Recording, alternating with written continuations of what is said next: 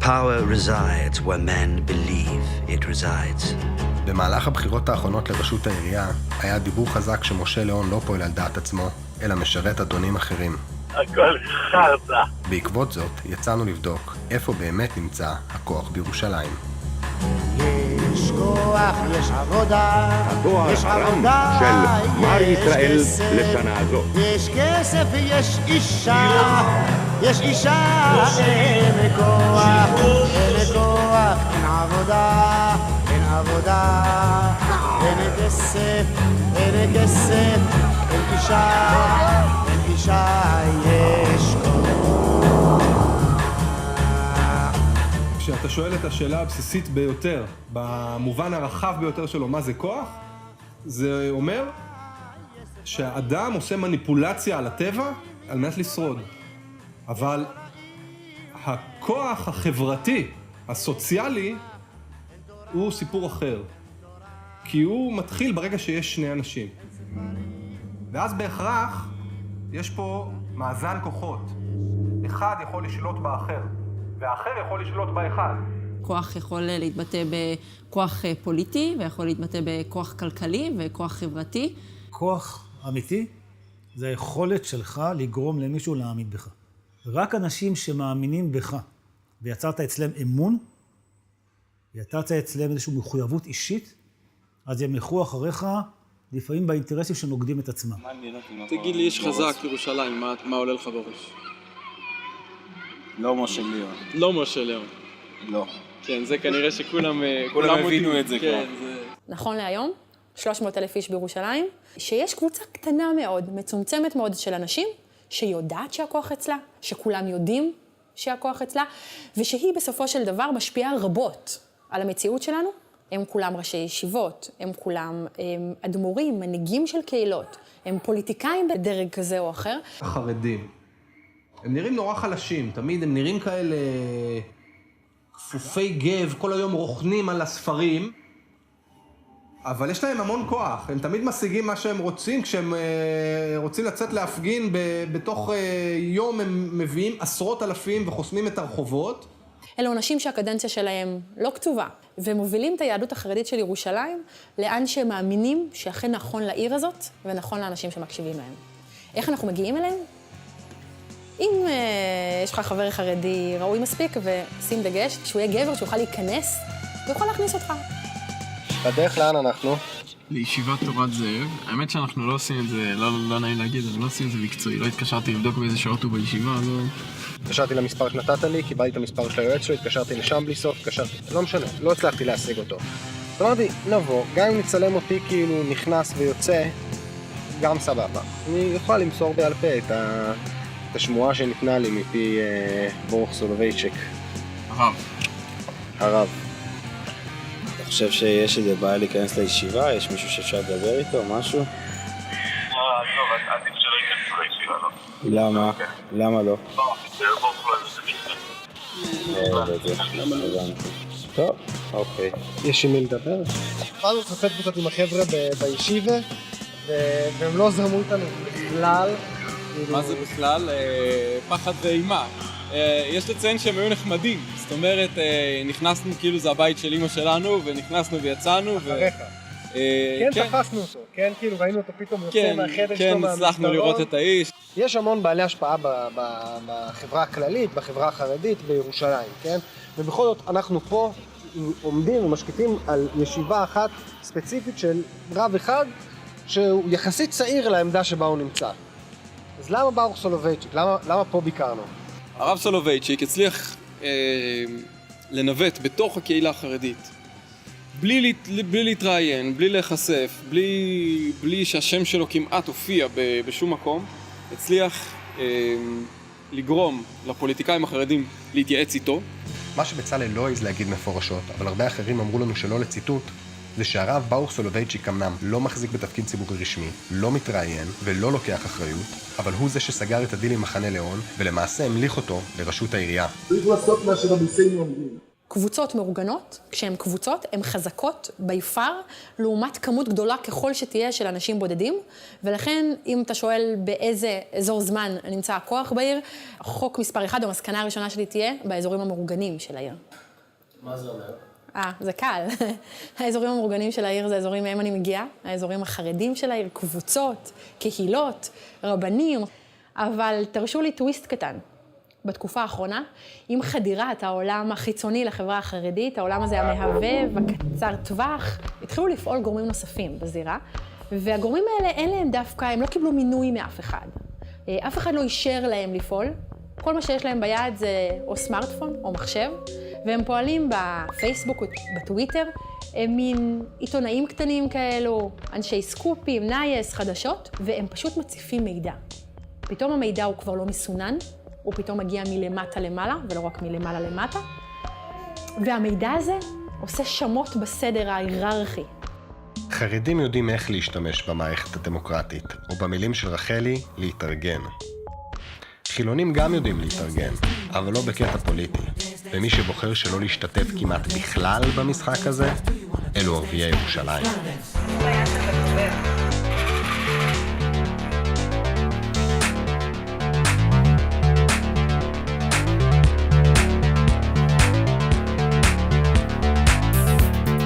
בהתחלה הרגשתי קצת אהבל לשאול בסלאח א-דין והעתיקה מי האיש הכי חזק בירושלים. היו מי שלא רצו לדבר איתנו, אבל היו גם כאלה שממש זרמו איתנו. הרבה דיברו על הכוח של הרשות הפלסטינית והפתח. שמות אני לא כל כך מתפסת בשמות, אבל ייתכן שראשי הרשות משפיעים על הרחוב הערבי פלסטיני בעתיקה, הם משפיעים איתו. שמענו גם שמות של מנהיגים דתיים מירושלים ושייך סלב אחד מאום אל-פחם. رائد صلاح. رائد صلاح. ليش؟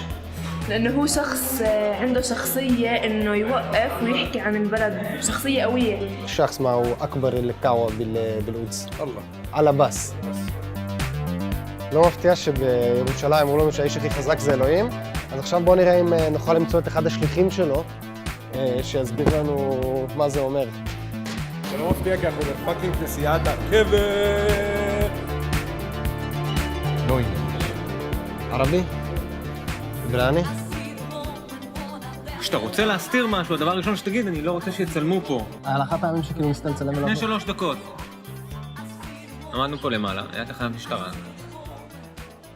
צילמנו את הרחוב. ופנו אלינו שאסור לצלם. אתה מרגיש שיש לך הרבה כוח בצילום? כן. זה צריך שישימו לב אליי כבן אדם כמה שפחות. פלסטינים לא אוהבים שמצלמים אותם, השוטרים לא אוהבים שמצלמים אותם, המשטרה הפלסטינאית לא אוהבת שמצלם אותם, האנשים ברחוב לא אוהבים שמצלמים אותם, אף אחד לא אוהב שמצלמים אותו, אתה די במקצוע צנוי. רוב הזמן מה שאתה מקבל זה באסה. In Jerusalem specifically, it is ruled by traditions and culture, and sometimes religion. הרגש, האמוציות של הציבור המוסלמי, צריך להבין, כשהם מדברים על ירושלים, הם מדברים על אל-אקצא. If you remember last year's Al-Aqsa events, everybody from Jerusalem went out to protect Al-Aqsa. We all went out not because of Fatah or Hamas or Hizb al-Tahrir or I don't know who. We all went out because honestly, we wanted to protect it. It's part of our culture, it's part of our tradition.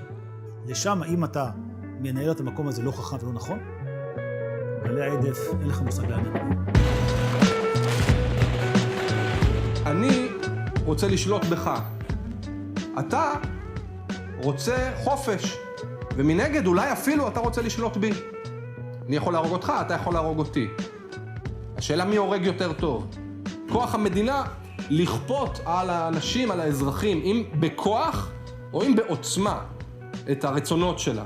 תפקידי הנוכחי, אני מתאם את הפרויקטים בעיקר של המשרד לירושלים, במזרח העיר ובדגש על העיר העתיקה.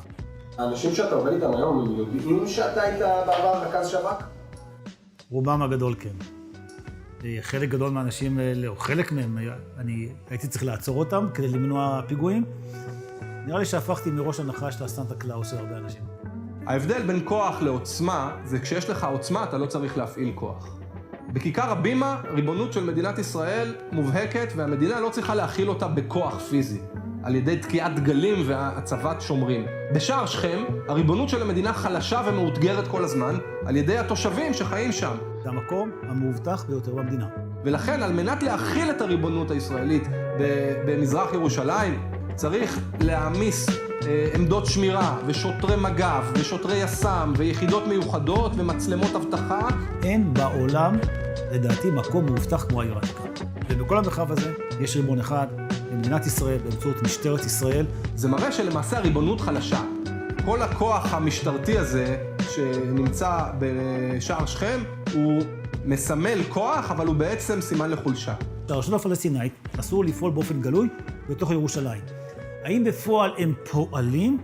כן, אבל הם יפעלו במחשכים.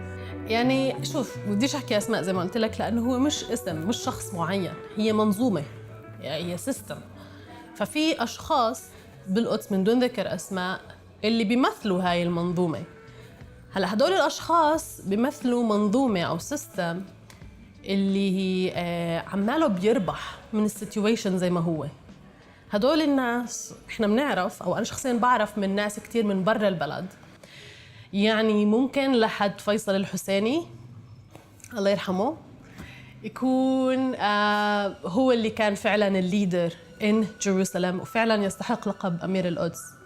هلا بعد فيصل الحسيني اجت مرحلة إنه القدس بلا ليدر، القدس really بلا باور. עיריית ירושלים היא עירייה חלשה. מי שקובע את העניינים בירושלים זו הממשלה. טדי קולק התנגד להרחבת העיר ב-67, התנגד לבניית השכונות הגדולות. גולדה אומרת לו, חביבי, אתה לא קובע פה את העניינים, תשב בשקט. זה כל כמה שנים בא לידי ביטוי בפיצוץ בין משרד האוצר לעיריית ירושלים, וזה הגיע עד כדי האבסורד שבו מסעיות הזבל שופכות את ההשפעה מול המשרד של כחלון. כוח במובנים של כלכלה זה מי שיש לו מספיק כסף, תקציבים, כדי לעשות שינוי כלכלי ושינוי שמוביל לשינוי חברתי. וכשאני מדברת על זה, אני לא מדברת על העירייה, כי לעירייה רוב התקציב שלה הוא תקציב צבוע. לראש העיר יש המון התעסקות בשוטף. רוב התקציבים שלו קשורים לשוטף, לרווחה, לחינוך, תפקיד חשוב מאוד. אבל אני חושבת שאם אנחנו רוצים לראות שינוי כלכלי-חברתי בעיר, אז זה טמון בתקציבים האלה, תקציבים אחרים שמוזרמים לעיר. אני מדברת על המגזר הציבורי כמחולל שוק, בעצם המקור שיכול להניע ולשנות את הכוחות הכלכליים בעיר ירושלים. לדעתי זה הרבה יותר חזק מראש העיר. ימית אומרת דבר כזה, ראש העיר לא יכול לעשות הרבה, הוא בסך הכל מבסט את הזרם. מי שבאמת מתכנן את העיר הזו לשנים הבאות, מי שיש לו את הכוחות הכלכליים לשנות דברים, הם הארגונים המשעממים האלו שאנחנו בדרך כלל לא מתייחסים אליהם. המשרד לענייני ירושלים, הרשות לפיתוח ירושלים, פרויקט פיתוח מזרח העיר והחברה העירונית אריאל. יש להם תקציבי ענק שמגיעים מהממשלה. הרלי, הרשות לפיתוח ירושלים, פיתחו את הפארקים הטכנולוגיים במלחה, הר חוצבים, אצטדיון טדי, פארק המסילה, שכונות מגורים כמו מתחם בשנלר, תלפיות ואת מתחם רשות השידור. במילים אחרות, האנשים הכי חזקים בירושלים, אלו שקובעים לנו איך תיראה העיר, הם לא נבחרי ציבור, אלא מינויים מלמעלה. אני חושבת שגם זה היתרון של הרלי והמשרד לענייני ירושלים, שהם הפרידו את התקציב הזה מהתקציב של העירייה, כדי למנוע השפעות פוליטיות על ההחלטות שמתקבלות, ולהיות כמה שיותר גוף מקצועי וענייני. אי אפשר להימנע מבחישה פוליטית, זה כאילו... אנחנו מצליחים בזה, אבל במידה מסוימת. אם אנחנו מצליחים לפתח את כלכלת העיר, זה כבר שאלה אחרת. עם כוח ויכולת כלכלית, אז בואו נדבר על עצמנו רגע, וכמה לנו יש בכיס. אנחנו בירושלים מסתכלים פחות מאשר בשאר הארץ, וכמו בשאר הארץ, אתן, אנשים, מסתכלות פחות מאיתנו, גברים. גברים חרדים עובדים הרבה פחות מערבים, אבל מרוויחים בממוצע יותר. נשים חרדיות עובדות בשיעור הרבה יותר גבוה מגברים חרדים, אבל קצת פחות מערבים. מה שכן, הן מרוויחות פחות או יותר אותו דבר בממוצע. כלומר, בירושלים, גברים ערבים ונשים חרדיות שוות כלכלית פחות או יותר אותו דבר. אם להיות מדויקים, נשים חרדיות שוות 100 שקל פחות. אנחנו יודעים שכוח פוליטי וכוח כלכלי זה היינו הך, כאילו... שמעתם על הטייקונים, הון שלטון, זה לא חדש. So who's the next Faisal Husseini? Don't know. I hope it's gonna be Ishi this time. Are you a powerful woman? את רואה בעצמך אישה עם כוח? אוקיי. האם את מרגישה שאת אישה עם כוח? אז קודם כל, אני אישה מזרחית, שחורה, פריפריאלית. גדלתי במושב אג'ור ליד בית שמש. לא, אני לא חלק מאחד משני מוקדי הכוח עליהם דיברתי קודם. It's very difficult in my society. I have to push back many boundaries. אז בתחושה שלי אני לא חלק מהאליטה. כלומר, אין לי כוח במובן הזה. I don't want to think of me as a powerful woman. I think of me as an influential woman. That way is better. אני יודע שהתשובה היא כן. אני כל יום מתפלל. נפשי כעפר והכל תהיה. הכוח שלי הוא בזה שאני מצליח להתעלות אל מעל הכוח הפיזי שלי ולהיות פשוט טוב אל הבריות. מצאנו שיש מספר מוקדי כוח בירושלים. העירייה שאחראית על תקציבי היומיום, רבנים שיודעים איך לשחק את המשחק הדמוקרטי. גילינו שמזרח ירושלים מתמודדת עם לחצים של העירייה וממשלה מצד אחד, ושל אנשי דת והרשות הפלסטינית מצד שני. שהכוח הכלכלי שמעצב את העתיד מונח במשרדים שאנחנו בקושי מכירים. אבל מה שהכי נתקע לי בראש זה המשפט של ניבין. القدس بلا leader, القدس really بلا power. נדמה שרוב הזמן הכוחות הפועלים בעיר מקדמים אינטרסים או אג'נדות אישיות, דתיות או לאומיות, ואין אף אחד, פשוט אף אחד, שרואה את טובת העיר הזו, כמו שהיא, על כל האנשים שלה, כנגד עיניו. ואם היה מישהו כזה, או מישהי כזו, לירושלים באמת היה כוח.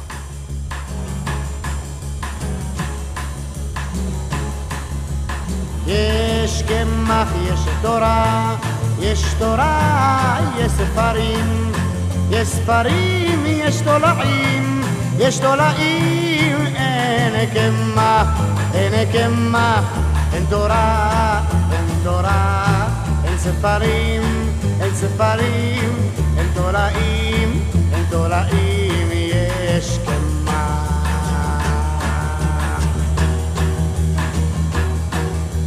יש פיגורה, יש מחזרים, יש מחזרים, יש בילויים, יש בילויים, יש ילדים, יש ילדים, אין פיגורה, אין פיגורה, אין מחזרים, אין מחזרים, אין בילויים, אין בילויים, אין ילדים, אין ילדים, יש פיגורה.